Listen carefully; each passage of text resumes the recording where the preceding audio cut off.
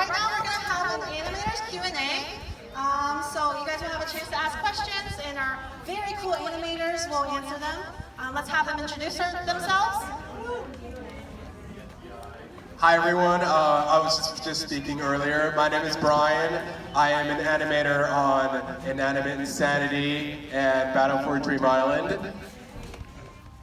Hello, my name is Tristan. You probably know me as Spartan Dash. I animate for Inanimate Insanity. Awesome. So I guess we're just going to go over a brief over. How long have you been animating? And what is the favorite scene that you've animated so far? Yes. I know I'm springing this on you. Okay. So, generally I've been animating since I was like 6, but when I actually got introduced to the Object Hangout community, that was about like 2013. So I've been animating ever since then, like digitally, and I'd say like my favorite scene that I've animated for BFB is, it's a little hard. I'd say there's this one scene where a flower is trapped in like this tub of bugs because Purple Face made her stay inside the tub of bugs, and she was just like panicking and she really wanted to get out, but Woody was there to calm her down. That was like one of my favorite scenes. I've been animating since I was like 10 or 11 probably, and my favorite scene I've done for II is probably the scene in episode 9 where Yin Yang smashes a TV after the night like show. Awesome. Thanks so much. And I suppose, what do you animate in? And what is your top tip for an aspiring animator? So I generally should just use Adobe Animate to animate, and it was previously known as Adobe Flash. I'd say like my best, like my pro tip would be to just take a lot of inspiration from like your everyday life and like think about the way, people interact, or like honestly just take inspiration from like your favorite shows, and you can like use that to motivate you and help guide you.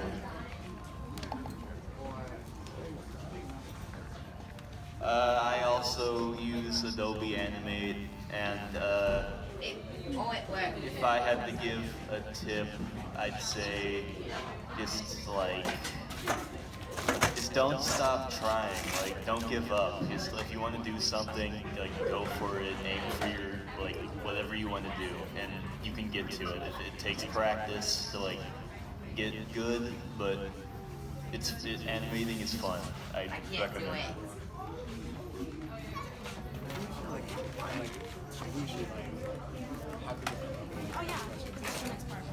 Alright, so we're going to open up the field to questions. So if you have a question, raise your hand and I'll call you up.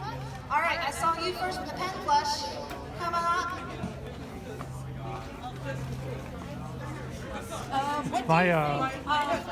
What do you think of animatic shows? Do you think they could work as well as animation? So what do you think of animatic shows? I think animatic shows are like, I think they're great because they're very different, and I never really, I personally have never like done animatic shows, but I don't think it hinders the viewing experience at all. I think it's just as good, but just a different sort of medium, if you will. I agree. There's lots of shows like in animatic, like Paper Puppets, Take Two. That's a really good one, and that's animatic. So I'd say it doesn't really limit the potential of it like being a bad or a good show or anything. Thank you so much. All right, you in the starry dress. Thank you. Right.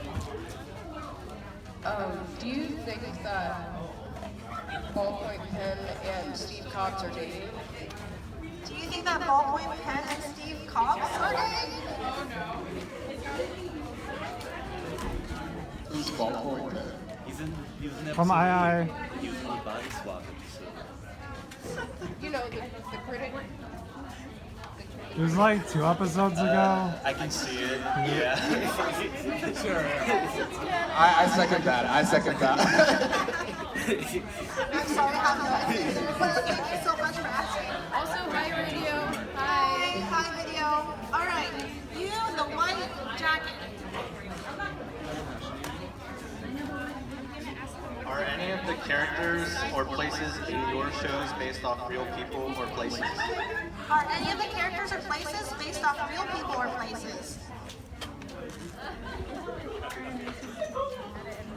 So when I was younger, I made a show called Object Madness, and one of the characters is a cherry. I have a friend I went to high school with and middle school with, and his last name was Cherry, so I thought that was pretty funny. For the show I'm working on right now, a lot of the locations are based on real places, so they go to like the Bahamas and like Japan and stuff, and I thought that was a cool idea to have something like that. Awesome. All right, next question. You with the arm sleeves.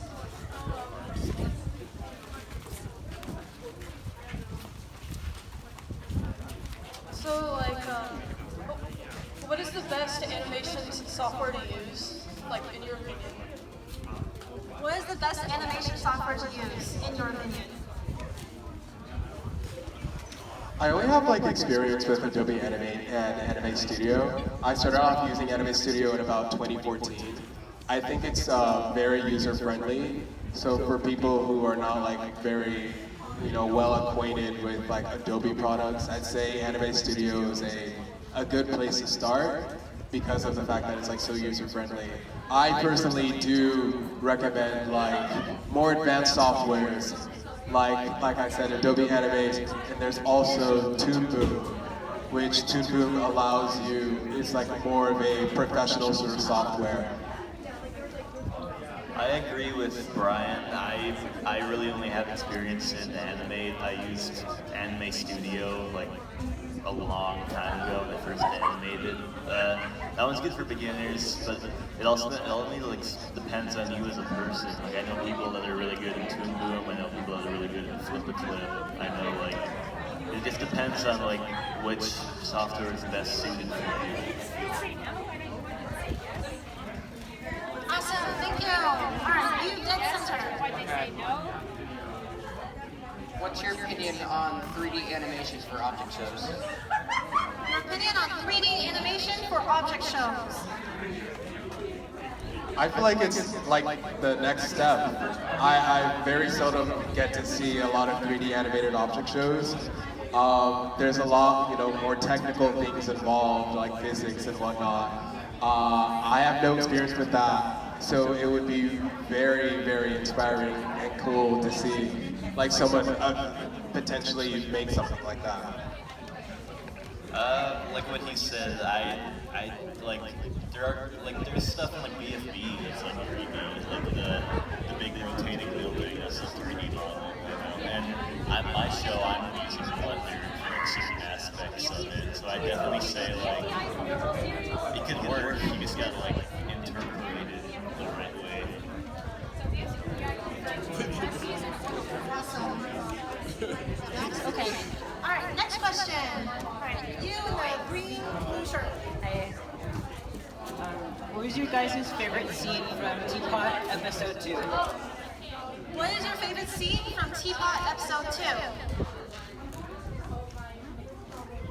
I'd say like my favorite scene from the second episode is where I didn't really get to see a lot of Pin throughout like BFB, so I feel like seeing her again with her bossy sort of attitude really brought me back to like old BFDI. I haven't watched the episode in a while, but I know there was like a twist at the end of the challenge. At the end of the challenge, one of the team, I don't remember. Bell actually through the tiny block.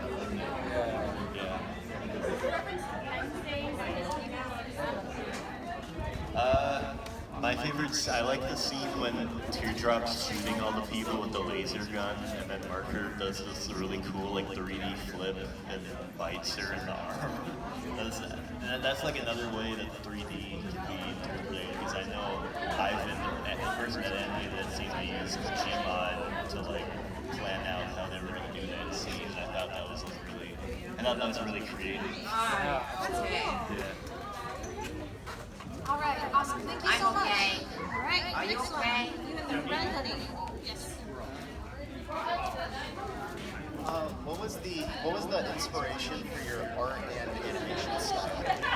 What is the inspiration for your art and animation style?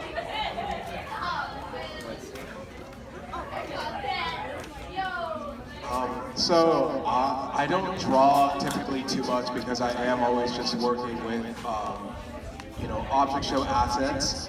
But I have a lot of friends with like very distinguished styles that very much inspire me for my animation. I also am a huge fan of Disney and traditional animation from like those departments. So I'd say that definitely, before BFDI, it was certainly a lot of my cartoon shows, in Disney in particular, like really inspired me to have, like draw characters with certain, like a little bit more like realistic proportions. For me, it's like object shows, like you said. They're really what inspires me to start drawing and animating and all that. And recently, it's things that inspired me have been like other shows that I like Steven Universe and like My Hero Academia and stuff. Those are like good shows for inspiration to me. Awesome. Thank you so much. All right. And then you in the curly shirt. Yeah. What is the best way that you two communicate with your teams? How do you communicate with your teams?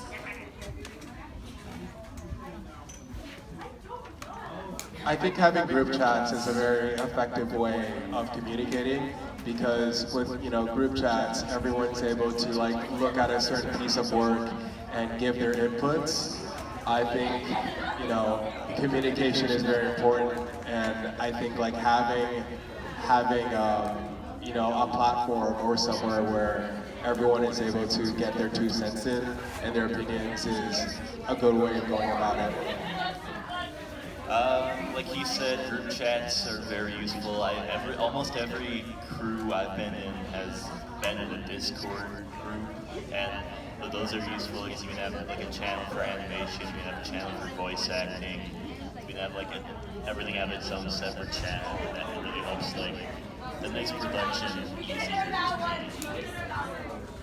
I think also we've gone like with our current generation, we sort of normalize texting a lot, but I feel like sometimes communication and inflections can get lost. So I think like certain applications like either Skype or Discord allows you to have voice channels, and sometimes just like taking a moment to talk in a voice channel to effectively communicate your intentions or like certain ideas that you have for like particular work, I think is also a good like way of communicating and discussing things with your team.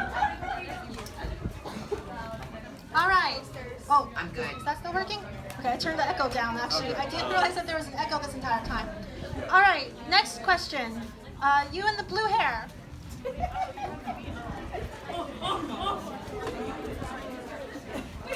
What's your favorite limbless character? What is your favorite limbless character? Oh, is this on? Okay, this is on. I'd say my favorite limbless character is Puffball because she has such a unique voice, and I love that she color shifts. I was going to say the same thing. I really like Puffball, and I like, I don't know if this counts as limbless because he has arms, but I really like Stapy. I think he's a fun character, like design-wise, because he like hops around like a stapler. I think that's a fun design. You can also never get enough of Yellowface in his comedic ads. He's iconic. All right, thank you so much. Next question.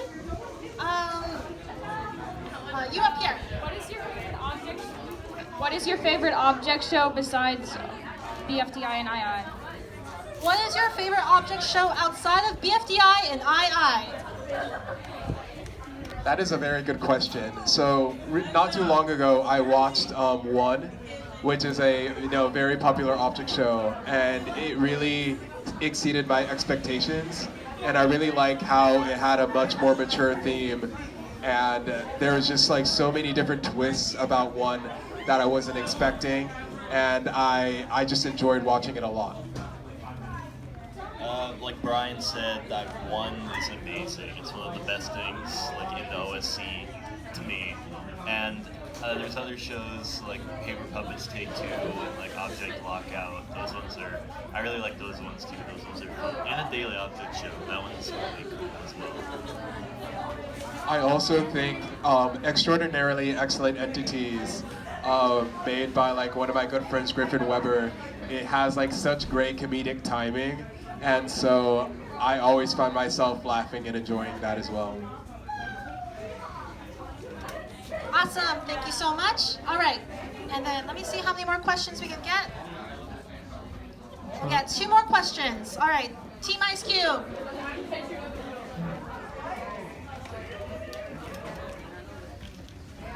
What is the most difficult shot that you have animated? What is the most difficult shot you've animated before?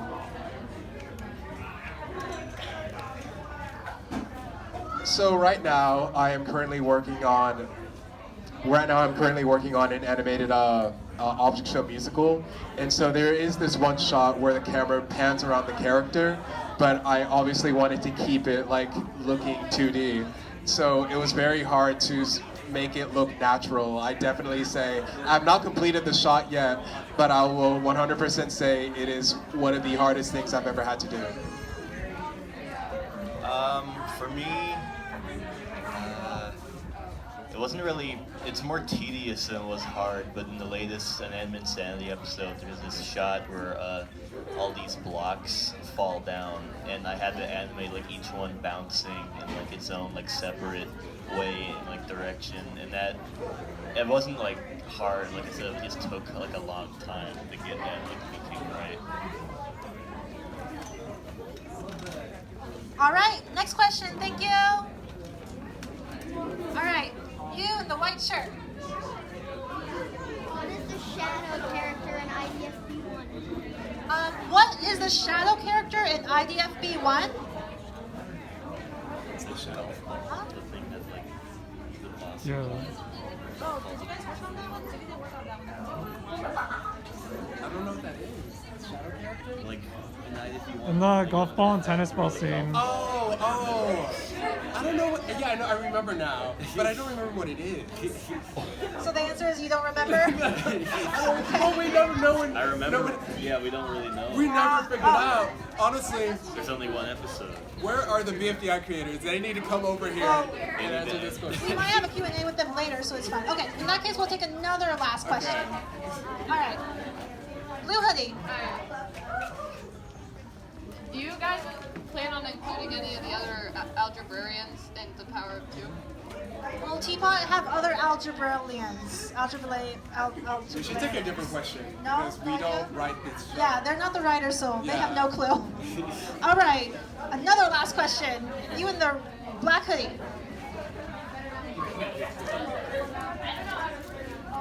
What's the hardest character to animate? What is the hardest character to animate?